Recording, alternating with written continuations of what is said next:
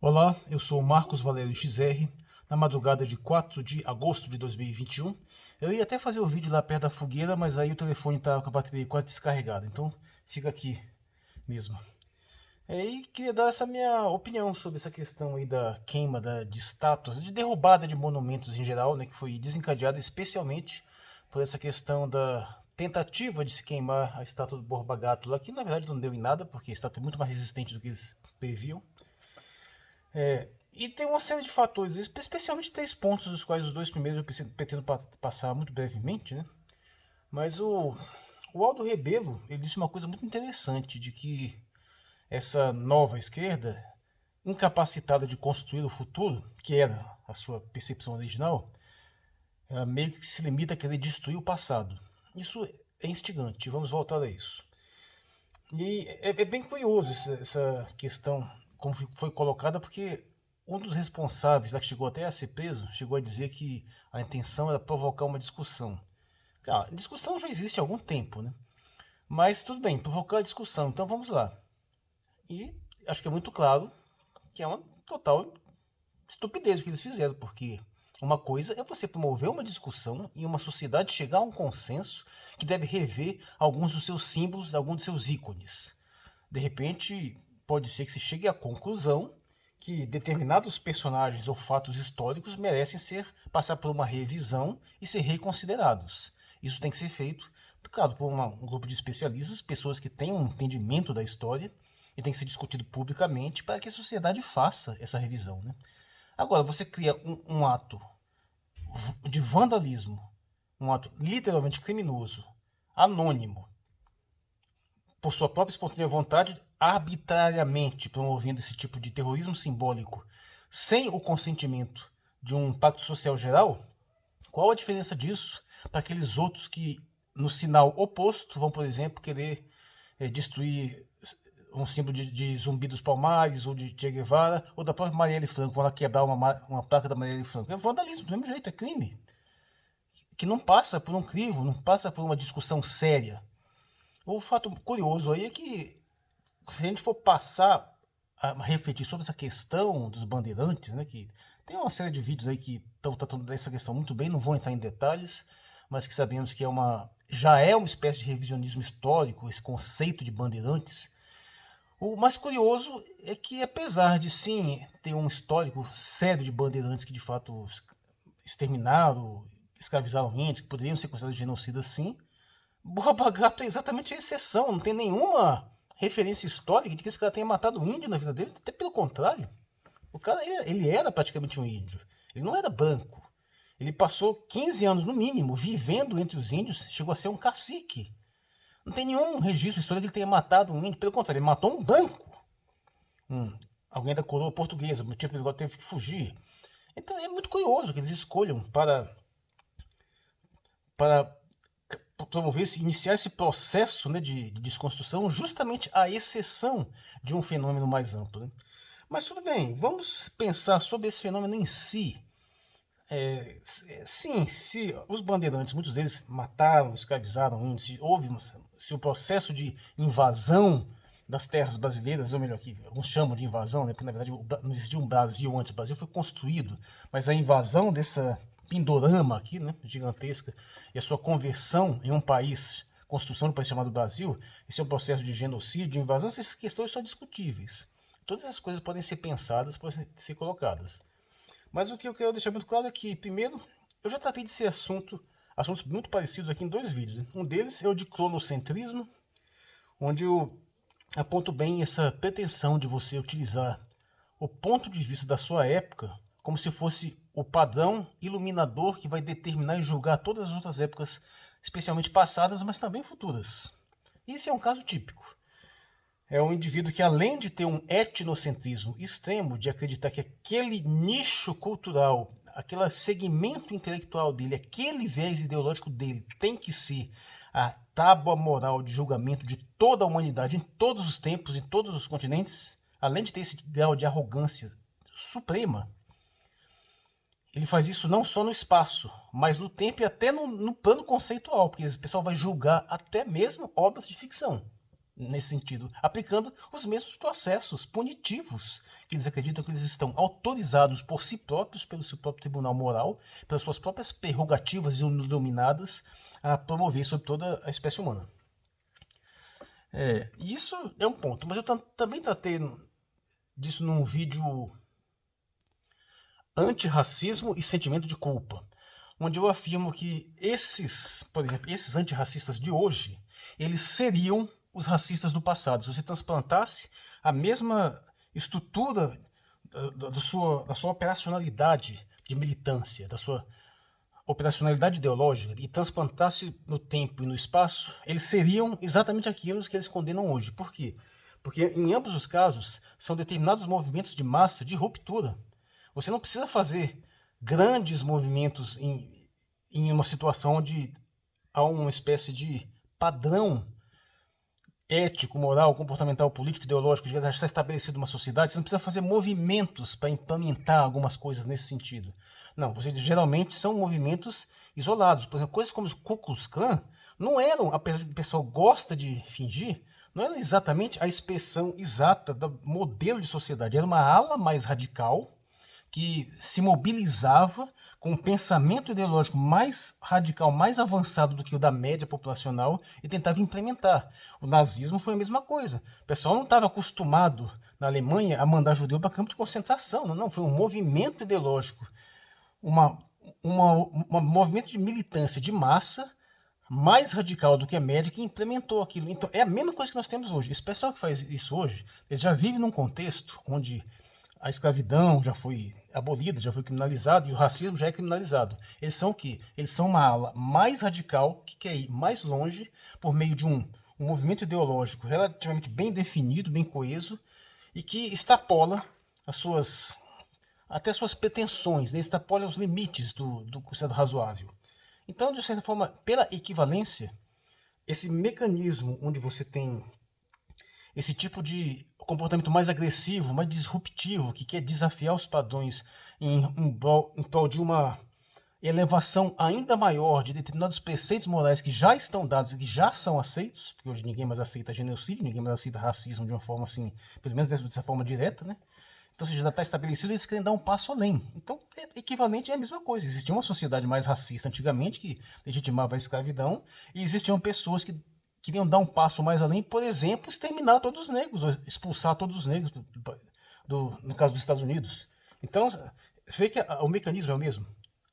Mas assim, o mais grave disso também é que é um caso muito sério de colonização mental, claro, né? Porque quando é que isso começou? Depois daquele processo de sair queimando, de derrubando status lá nos Estados Unidos, na Europa, especialmente depois do caso do George Floyd. Ou seja, nada mais é do que a má e velha imitação simiesca de padrões de comportamentos que vêm de fora, especialmente vêm das metrópoles culturais, daqueles que impõem esse tipo de ideologia nesses grupos de militância aqui dentro, que nem são exatamente os países em questão, mas grupos dentro desses países. E que o pessoal aqui faz, imita, renega a sua própria nacionalidade, ignora a sua própria brasilidade e copia um mecanismo externo. Eu também explorei isso largamente nos meus vídeos, na minha série de vídeos Racismo e Etnocentrismo, uma vez que apresentando que esse tipo de comportamento é de um etnocentrismo incrível, mas no sentido de submissão. Ele reconhece uma cultura externa como superior, se submete a ela e por meio dela ele quer julgar todas as outras culturas. Então ele vai dizer que a nossa cultura brasileira é atrasada, é retrógrada, precisa ser mudada, precisa ser aperfeiçoada por um critério superior que vem de fora, no qual ele está subscrevendo, está se identificando com esse critério externo. Então é nesse caso. Mas tem um tema ainda mais profundo, que já tem um tempo que eu quero abordar, e embora já tenha pincelado em um outro caso, eu nunca fui mais profundamente nele. Inclusive, já cheguei a gravar um vídeo mais ou menos sobre esse assunto. Eu acabei descartando o vídeo porque não ficou bom. Acontece isso com muita frequência. Eu chego a dizer que de cada 10 vídeos que eu publico no canal, pelo menos 1 ou 2 eu acabo não publicando, porque pelo menos fica de fora, 1 ou 2, né, que eu acabo não publicando porque acho que não ficaram bons. E essa questão de você ter uma noção extremamente ingênua do processo, não só histórico, mas do processo vital em si, do que é a existência, do que é você se posicionar no mundo, que é um fenômeno de vida essencialmente violento. O que é violência? Violar é você fazer alguma coisa contra a pulsão existencial de outros. Nesse sentido mais simplificado. Por exemplo, a gente, para poder sobreviver, a gente tem que comer. A gente come matando outros seres vivos, ou pelo menos colhendo, fazendo uma subtração de algumas outras coisas, por exemplo, arrancando alguma coisa do solo, colhendo raiz ou colhendo frutas. No caso das frutas, existe um processo que está harmonizado com o ciclo reprodutivo da natureza, né? Então é menos grave. Mas ainda assim, há um ato de violência de você destruir alguma coisa, fragmentá-la e depois absorvê-la, consumi-la, sintetizá-la. Então tem também essa ideia mais subjetiva, mais simbólica, mas independente disso, para que nós possamos existir humanamente nesse mundo, a gente tem que promover uma série de atos de violência, que seja você pegar, enfincar uma estrutura na terra, furar, sair violando a terra para poder semear alguma coisa nela e plantar e colher. Você tem que desmatar para poder fazer edificações, derrubar árvores e construir coisas. Você tem que estar sempre enfrentando outras espécies. Para que nossas vidas sejam possíveis, nós temos que matar um sem número de outras espécies. É uma competição de espécies que também estão matando umas às outras, se confrontando o tempo todo. Nós somos apenas os mais bem-sucedidos, os mais, assim, poderosos, e conseguimos vencer nessa competitividade. Então, sim, todas as nossas pulsões existenciais, todos os nossos atos existenciais são atos violentos. E quando você chega nessa dinâmica histórica de povos contra povos, não é diferente. O processo de colonização é um processo de violência. O processo de construção do Brasil foi violento, foi desbravamento, foi confronto entre povos. Só que isso não é uma exclusividade, como se diz, do homem branco. O homem branco, quando chegou aqui, já tinha uma vasta população indígena em constante violência, guerra umas contra as outras, em níveis de violência até maiores do que está acostumado o homem branco europeu. Ele chega, o que acontece? Ele chega aqui, ele se associa a alguns grupos contra os outros. Não existe esse homem branco que chega sozinho, matando, escravizando todos os índios, mas é uma visão completamente falsa. Então ele chegou, teve um bom relacionamento com algumas tribos, com algumas etnias indígenas, alianças, e essas etnias que já eram inimigas de outras, aproveitaram essas alianças para sobrepujar essas outras etnias. Então, não tem essa leitura estúpida, infantil, de que é assim, tudo como se houvesse assim, uns bons selvagens vivendo lindamente em harmonia com a natureza, chegou o homem branco mau e oprimiu todo mundo. Isso é uma visão completamente infantil. No caso das bandeirantes, é óbvio que não foi assim. A maior parte desse pessoal, o que eles eram? Eles eram descendentes de índios, muitos deles eram até, pode dizer que eram índios, eles falavam tupi-guarani ou outros idiomas indígenas, eles eram, já era uma geração de nascida há várias gerações com misturas de povos da terra. Não dá nem para vocês saber exatamente o quanto um era branco, era mais, ou até mais negro, mais mameluco, caboclo.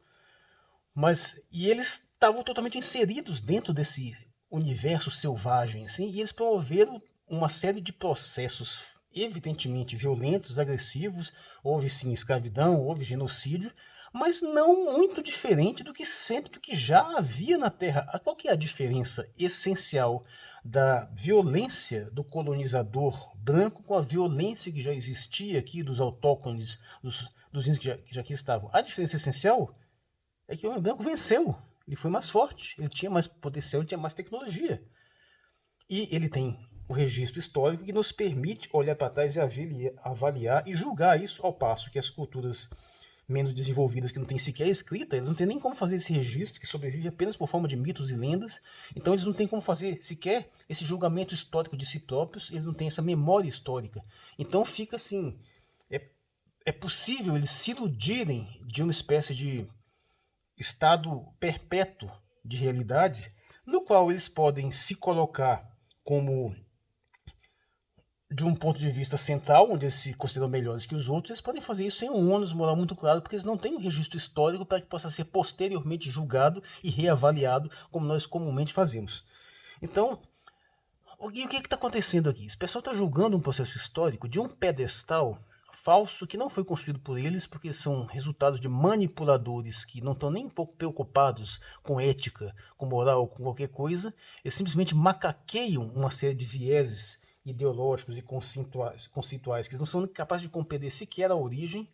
Isso lhes dá essa sensação de superioridade moral, de uma arrogância extrema, de se considerar os superiores, capazes de determinar, dizer o que os outros têm que pensar, o que os outros têm que julgar, o que os outros têm que achar, julgando todo o passado histórico, e desse ponto de vista, desse pedestal, desse cronocentrismo privilegiado, dizer como que a gente tem que agir, como que a gente tem que fazer as coisas, baseado em quê?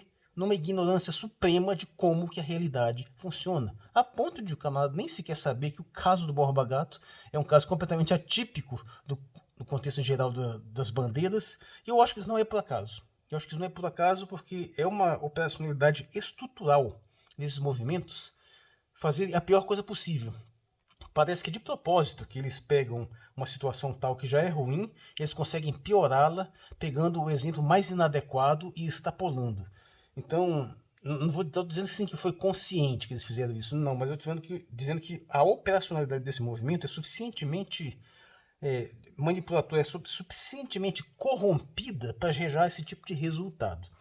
Mas a questão é, eu não estou exatamente fazendo uma defesa desse passado histórico, que pode ser feita perfeitamente, não vejo nenhum problema nessa defesa, mas o que eu estou apontando aqui é esse anacronismo, né? Esse cronocentrismo, essa falta de percepção da realidade, essa falta de compreensão das coisas mais básicas, mais elementares, que fazem um indivíduo que, por ter nascido numa civilização materialmente privilegiada, nunca ter tido a necessidade de caçar, nunca ter tido a necessidade de pegar numa arma, nunca ter precisado matar. Então, por que ele nasceu com todos esses confortos, com todos esses luxos, ele não precisa sujar as mãos para fazer aquilo que outras pessoas hoje ainda têm que fazer para que ele possa ter todos esses luxos? Então, por causa disso, ele se acha superior aos outros e vai condenar todos aqueles que têm que fazer isso por necessidade, ou que tiveram que fazer. Você acha que um bandeirante tinha escolha? Que ele podia simplesmente, não, quero ser paz e amor, não vou fazer nada assim, não. Alguns eram criminosos, isso tem em todos os lugares, mas estruturalmente, o fenômeno histórico em si, curiosamente, esse pessoal também é extremamente anticatólico, né? Mas a própria Igreja Católica tem muitas condenações desses bandeirantes, muitos foram excomungados, muitos foram assim, severamente repreendidos, e talvez se eles fizessem uma análise mais profunda disso, eles tivessem uma visão um pouco melhor, né? Mas como eles também odeiam a religião cristã, a religião católica especificamente, eles também não vão ser capazes de ter esse entendimento. Mas o ponto crucial, sim, para sintetizar, é esse. Se colocar numa situação tal, onde você, por total falta de noção de realidade, falta de senso histórico, você quer fazer aquilo que o Aldo Rabino falou, realmente você quer apagar um passado do qual você, por algum motivo, se envergonha, porque no fundo, talvez ou quase certamente, tem uma espécie de percepção inconsciente mais profunda da realidade. Mas não é suficiente para que esse pessoal tenha uma postura mais esclarecida. Ela é suficiente apenas para envergonhá-los, para de uma certa forma mostrar que eles não são esses seres superiores que eles pensam que são, porque eles dependem de uma estrutura que no fundo eles repudiam, e não repudiam por compreensão, repudiam por estupidez. Então, em algum momento, subrepticiamente, eles percebem que eles dependem de toda uma estrutura social, de toda uma estrutura histórica, de toda uma estrutura econômica que, no fundo, está até hoje promovendo fatos muito parecidos com processos de colonização, de genocídio, de invasão, de guerra. E todos os luxos e todos os caprichos deles só são possíveis assentados numa estrutura tal que, no fundo, ainda pratica tudo isso. E isso gera uma espécie de sentimento de culpa, que é o famoso sentimento de culpa burguesa, né? O indivíduo que pode se dar o luxo de refletir sobre isso, de sentir isso, porque não está precisando lutar pela vida. Só que em vez de reagir a isso de uma forma mais profunda, de uma forma mais crítica, no bom sentido da palavra, promover uma real avaliação, uma reflexão, e tentar até sim, de repente, fazer algum tipo de revisão, mas de uma forma mais lúcida, ele faz isso na forma da rebeldia estúpida, infantil, totalmente sem noção. E é isso aí, é uma molecada que também pode estar sendo operacionalizada por entidades estrangeiras com o objetivo de destruir a identidade nacional, Porque aqueles que renegam as suas próprias tradições, têm vergonha de si mesmos, estão condenados a ser dominados por aqueles que não têm, aqueles que honram o seu próprio passado e conhecem a si mesmo. E eu vou terminar esse vídeo aqui com apenas 20 minutos, falei até mais do que eu esperava. Eu sou o Marcos Valério XR, na madrugada de 4 de agosto de 2021, e muito obrigado por sua atenção.